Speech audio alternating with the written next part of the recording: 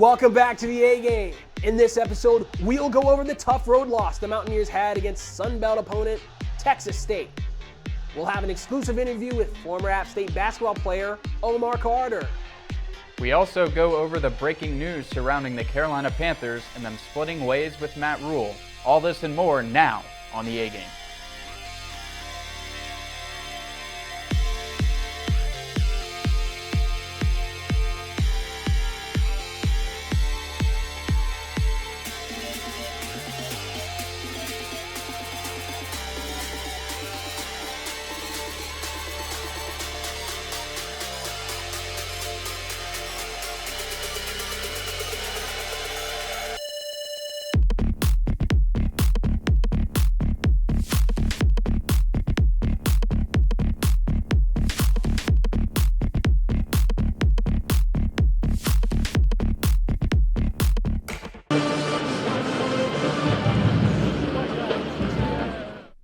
Well, guys, it looks like some cracks are forming in our Mountaineers after a huge, horrible loss against Texas State. What happened?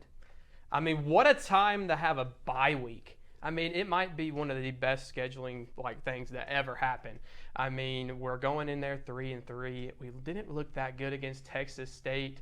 This might be like the best timing of all time because we really need these leaders and coaches to step up and get in that locker room and be like, guys, we've got to figure it out. I mean, the offense looks stagnant.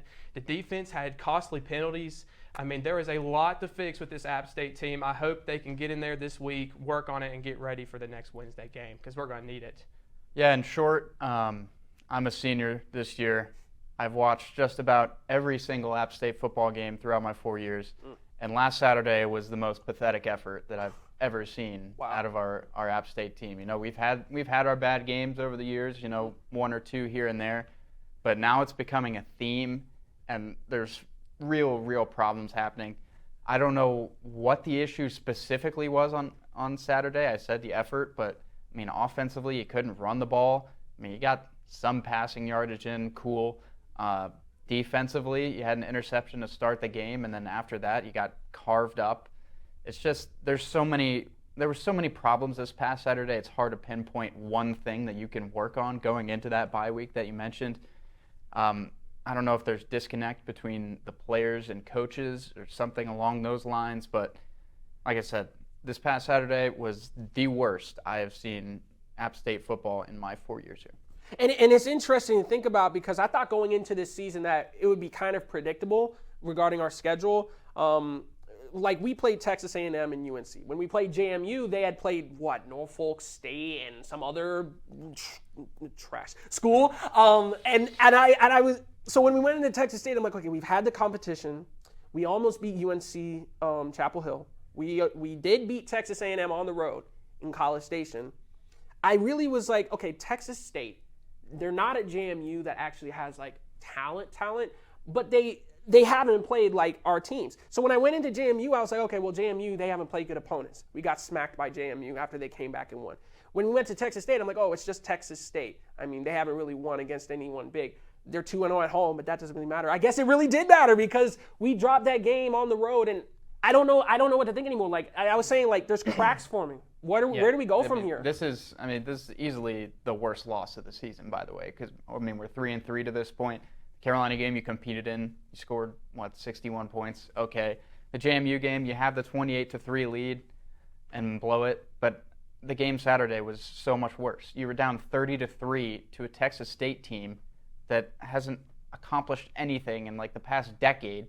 We're going into the game nearly 20-point favorites, and we were down 27 at one point. It was I don't know what it was. It was just like they thought they could roll in there and beat them, but that's just not what the Sun Belt is anymore. Yeah, this is really the first game that I've watched this year that I never thought we would win. Because every other game, it seemed like we had a chance, but really just every time we'd get a little bit of momentum, they'd punch us right back in the mouth. Guys, I wish we could talk about this for an entire hour, but don't go anywhere because we'll hear from our very own Eric Fisher and an exclusive interview with former App State basketball player Omar Carter.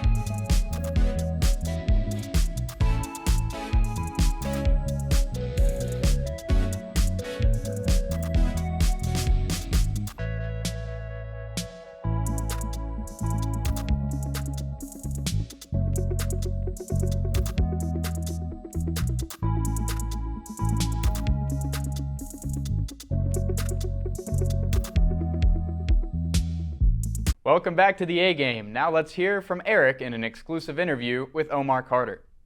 First off, I want to thank you, Mr. Carter, for joining us today. I mean, it's an honor to talk with you and take time out of your busy schedule as well. I mean, thank you so much for coming back to App State as well. Absolutely. No, thank you for having me. It's a pleasure to be here, rolling through the mountains, driving up here with my wife, and just reminiscing.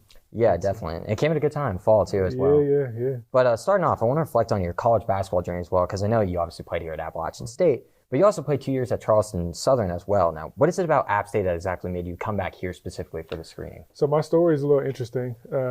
When I first graduated high school, I only had one D1 offer. Okay. And Charleston Southern was the only offer.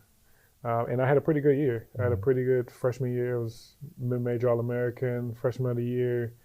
And then my sophomore year, some call it sophomore slump, but I still had, a pretty good year.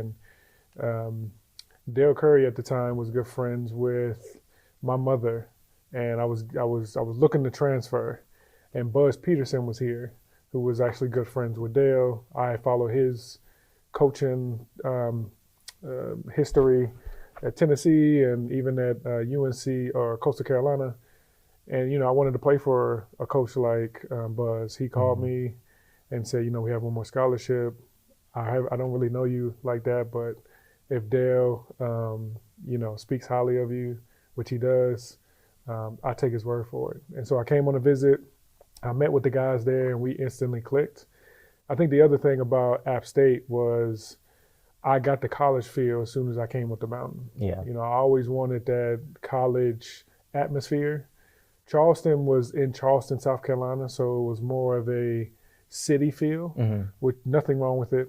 I just wanted more of a, college town feel, and boom was that. You come up the mountain, you see the school, knew about the football.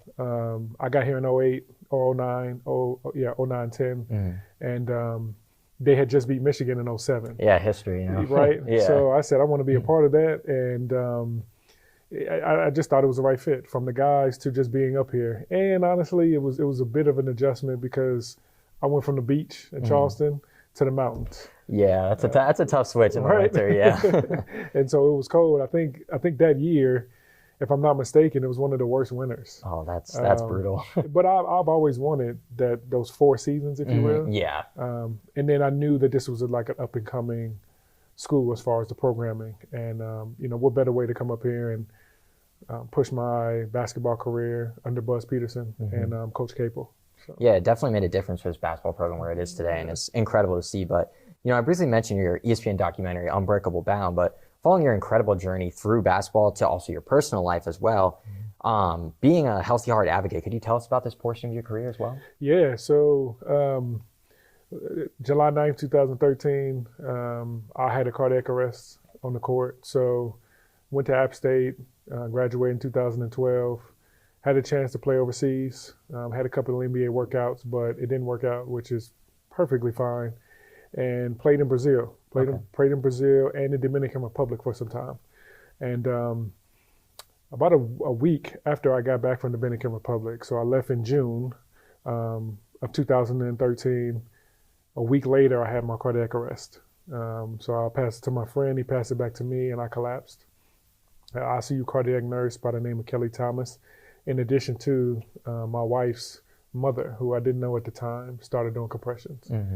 And an AED machine was upstairs in the locked closet behind the locked door. The lady said she would actually lose her job if she went to get it. So she broke down the doors.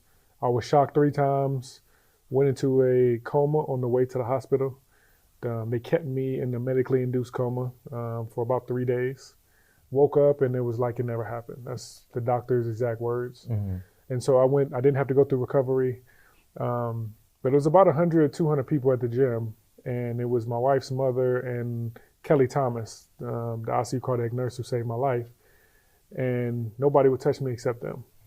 And so I thought to myself, there was some direction from my mother and family to start a foundation. And so we teach CPR and AED awareness in the community. We also place AEDs in the community. And then I'll serve as a support for those who have survived or loved ones who have not survived.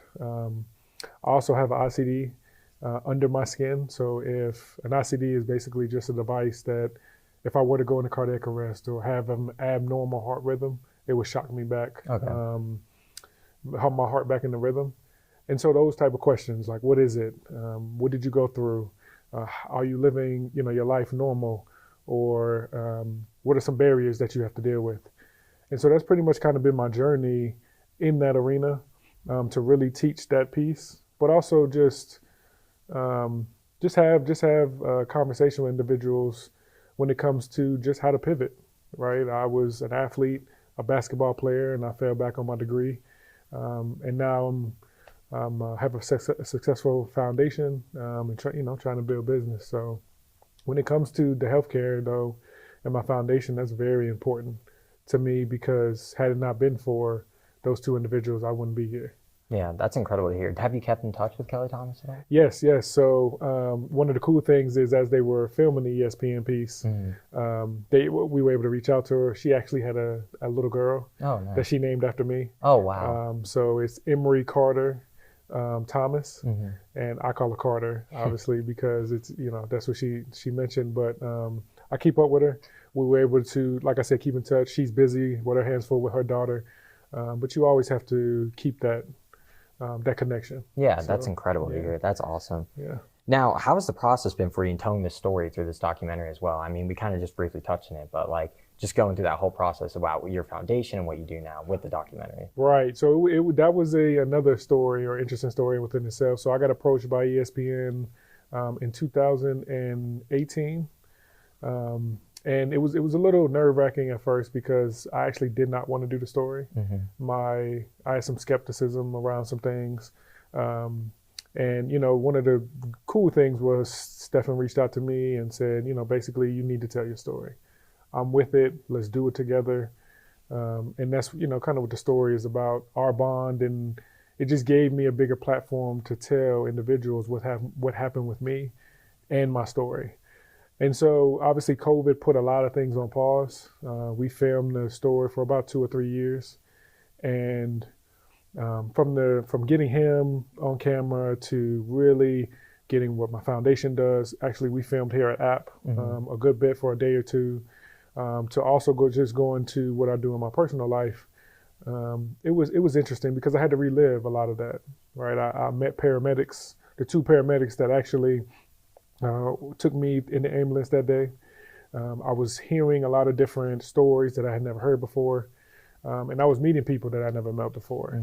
So from a personal standpoint, it was interesting because like I said, I'm reliving this, but it's also helpful too, as I go out and I speak. Yeah. When we talk about the foundation, or when we talk about, individuals that may struggle. And it's pretty cool, right? Like, I spent all of my time trying to get on ESPN as a basketball player. Yeah. I had to die, or essentially, or have a cardiac arrest in order, for this story to be told. But it's been a cool process, and I'm thankful to ESPN for thinking of me. Yeah, that's incredible. But you kind of touched on your relationship with Stephen Curry. Obviously, everyone knows who Steph Curry is. Yeah. But how did this relationship develop for you both, and what does it mean to you today? Yeah, great question. So we played together when I was 9 years old. Okay.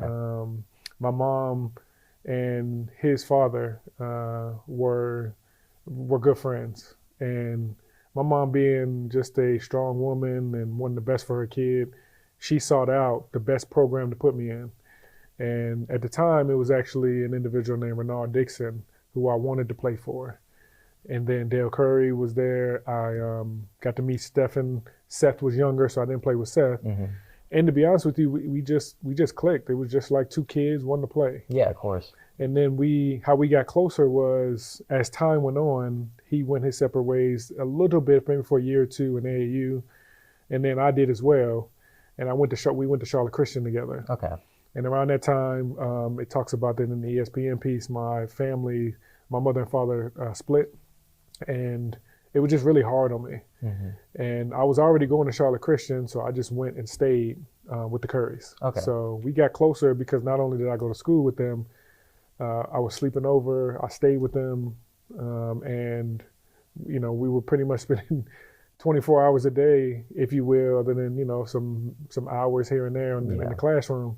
and we're on the court together. And fast forward to, us playing professionally. Obviously, he is at the top right now. Yeah. When I had my cardiac arrest, I think that hit everybody hard, but especially him. But from a relationship standpoint, it means a lot, right? If you have an individual who is arguably the best player in the world, the best player to me, and he still reveres his friendship, right? It's friends, as they call it, day one, to speak plainly. A person that he knows has been through it with him, and doesn't want anything from him. And we check up on each other.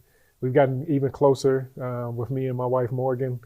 We share stories, and we're actually going to start vacationing together. Oh, that's awesome. But it means a lot because you want to hold on to people that make you feel good. And apart from him being the best player in the world, I don't think of it like that. Yeah. It's just a matter of a friend I can talk to, I can confide in, whether it's business, personal. And to be honest with you, it's pretty cool, right? You do sit down sometimes and just think like, man, I go out to your house, or I'm going out to, games, and you're being escorted by the police. Yeah. Or, you have security around. It is different, but it means a lot, like I said, because apart from all of that, we're able to just, you just have a real friend. Yeah. So. Yeah, sometimes it's like, oh, it is Steph Curry. Everyone else looks at it. Yeah, that does make sense sometimes. Yeah. But you kind of mentioned on this too about like what you've achieved through your foundation and documentary. But is there any more you want to achieve through this as well, and like that you have achieved that you want to enhance with it, with heart health as well and just health in general? Absolutely. So I'm thankful to App State because Mayor Sherrill, Dean Huff, Gary McCullough, or Dr. McCullough, because they allowed me to bring the foundation and a lot of what we were doing here to App, right when the College of Health Science was being built. And to answer your question, one of the things was we wanted to expand outside of Charlotte. And so we partnered with App State and the College of Health Science to bring CPR awareness to the campus. And right now we're on 4 different college campuses: App State, Davidson, Queen's University, and then we're working with Wake Forest as well. There's some emails being sent for us to start there. The goal is to teach 1 million people bystander CPR, to place AEDs in communities. And a part of the bystander CPR piece is the AED awareness, for people not only to be comfortable with doing CPR, but also comfortable with knowing what an AED machine is and how to use it. All that to say, we want to take it national, or as big as we can. This college CPR program that we have, I think, is huge because I was an athlete. We have athletes all over the place, all over the globe, that need to know about this initiative that we have going on, but just health in general. Yeah, of course. And I think this is a platform to have, or this is an initiative to open other avenues. We'll have trainings, and they'll talk about blood pressure. They'll talk about other heart diseases and everything like that. So, what I do seeing is hitting that 1 million goal mark, and just taking it further, taking it global, taking it national. And this ESPN piece, I know we're able to do that. And it just gives us another push to be able to reach more people. Yeah, that's incredible to hear. It's super important as well. Yeah, sharing that knowledge. But I just want to thank you so much for joining us today, Mr. Carter. It was an honor to speak to you and hear your story. I mean, it's truly incredible and super important. But really, thank you so much. Documentary is incredible, and just hearing your story is awesome. No, thank you. Thank you for having me. I'm happy to be back. Go App. Yeah, of course. Yeah, rolling ears. But yeah, thank you for sharing your story. Yes. Truly, thank you so much. Yeah.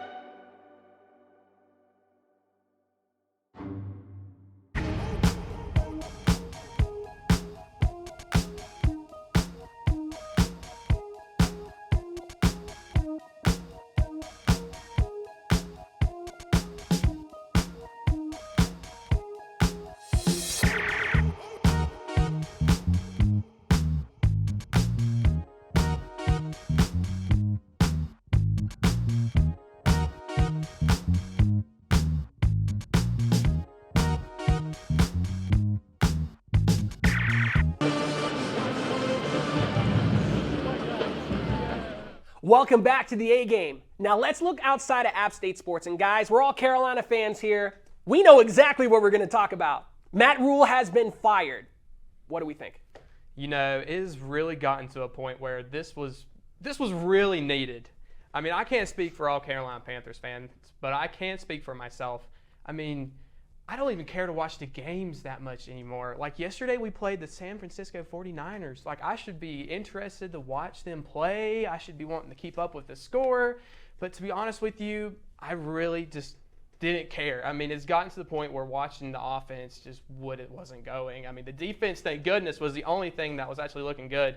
But I have to say, this coaching change was well needed. And I mean, I hope we can just get a little better from here. I mean, I don't know what y'all think. Yeah, we talk about the Panthers quite a bit on this show, and the segments are a lot of the same stuff where we're recapping the last game. We're like, oh, the offense stunk, the defense was pretty good, and we lost again. You know, that's usually how it goes. But for talking's sake, it's nice that Matt Rule got fired. A lot of people are excited. I would like to get your guys' perspective. Why are you guys excited? Do you think this team can go somewhere, or you just want to start over? Okay, Jeff, you asking questions? Yeah. I like it. Because, no, this is just a setup. Okay. Sorry, I forgot the question. What do you hope to get out of this fire? Oh, I mean, hey, look, I brought this up in the production meeting with y'all. Like, look, it was either look, we fired Matt Rule. Now it's PJ Walker and we have the team. But it's like a test that you didn't study for, and it's making an educated guess on every question and picking C every time. Like, you're still going to fail either way. I just want something different, you know? Okay. Yeah, I mean, it really turned into Groundhog Day. It seemed like every week was just the same stuff over and over again with him. I mean, he's probably a great guy. I think the players like to play for him, but it was just time to get a fresh start, you know, get a new energy in this locker room because we should be a lot better than we are. We're 1-5. I mean, that team's a lot better, I think, than a 1-5 team. I like to hear that from you because there's some Carolina Panthers fans out there that I think expect to make a playoff run after this. No, I hate to say it. I need to be clear that this team isn't good. But while Matt Rule was a bad coach and is a problem, it's good that we got rid of him. That's step one of the plan. You know, the team's not good. The quarterback position, you haven't had a good one since pre-vegan Cam. Running back, you haven't had a viable backup option. I mean, you had Mike Davis, but ever since then, you haven't had two guys who can step in there since Jonathan Stewart and D'Angelo Williams.